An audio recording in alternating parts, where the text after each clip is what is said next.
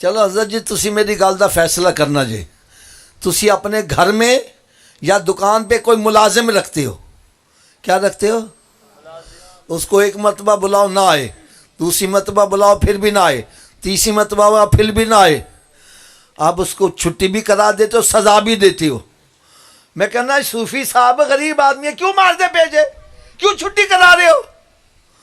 جواب ملتا حافظ جی 3 دفعہ بلایا آیا ہی نہیں. اونچی بولو، 3 دفعہ بلایا، 3 دفعہ بلایا.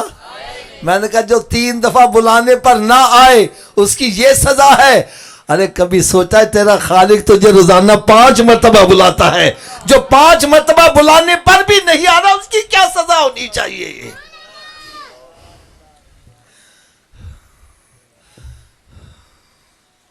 بھئی میں غلط ہوں، میری جھولی میں ڈالو، کہو غلط کہہ رہے ہو حافظ صاحب. اور اگر میں صحیح کہہ رہا ہوں، خدا را آج جہاں سے اٹھو اپنے رخ مدینہ شریف کی طرف کر کے جاؤ.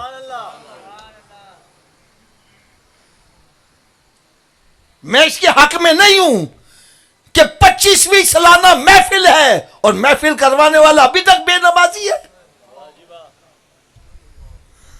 تو نے اس محفل سے کیا انقلاب لیا یار؟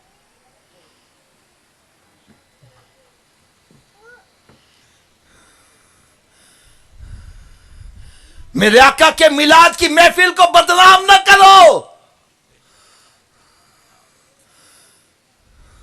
محفل سے اٹھ کر گیا اور پھر نماز نہیں پڑھا، پھر جھوٹ بول رہا ہے، پھر گالیاں نکال رہا ہے، پھر سودی کاروبار، پھر شراب پی رہا ہے، پھر نشہ کر رہا ہے. ارے تجھے ہونا تو یہ چاہیے، پہلے تو بے نمازی تھا، اب تیری تہجد قضا نہ ہو، لوگ کہیں تن ہویا کہ یہ بتلا میں سرکار کے ملا سے ہو کر آیا ہوں.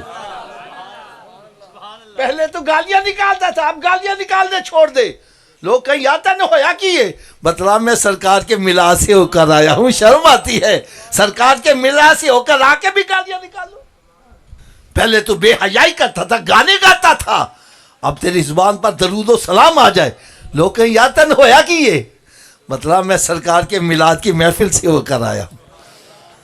میرے آقا کے میلاد کی محفل کا یہ مطلب مت سمجھو آئے 2-4 ناتا سنی ہاتھ ہلائے لنگر کھاتا تے مچھا نتار دیندے آ گئے.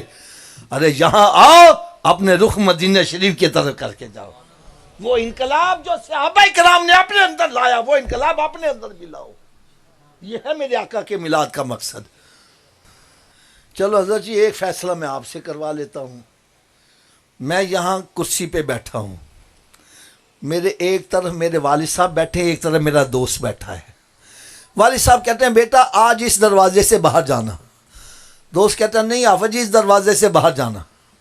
مجھے کس کی ماننی چاہیے؟ نہیں سارے اونچی آواز سے بولو.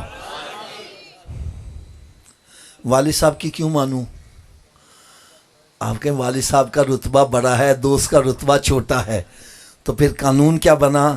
جب بڑے مرتبے والے اور چھوٹے مرتبے والے کی بات اکٹھی آئے، چھوٹے کی چھوڑ دو، کس کی مانو؟ نہیں یار فیصلہ آپ نے کرنا، اونچی آواز سے بولو کس کی مانو؟ اچھا آپ میں سے کوئی مجھے ترجمہ بتا رہا ہے کہ اللہ اکبر کا کیا مطلب ہے؟ اللہ سب سے، اونچی بولو اللہ سب سے. کیا سب سے بڑے کی بات ہم مانتے ہیں؟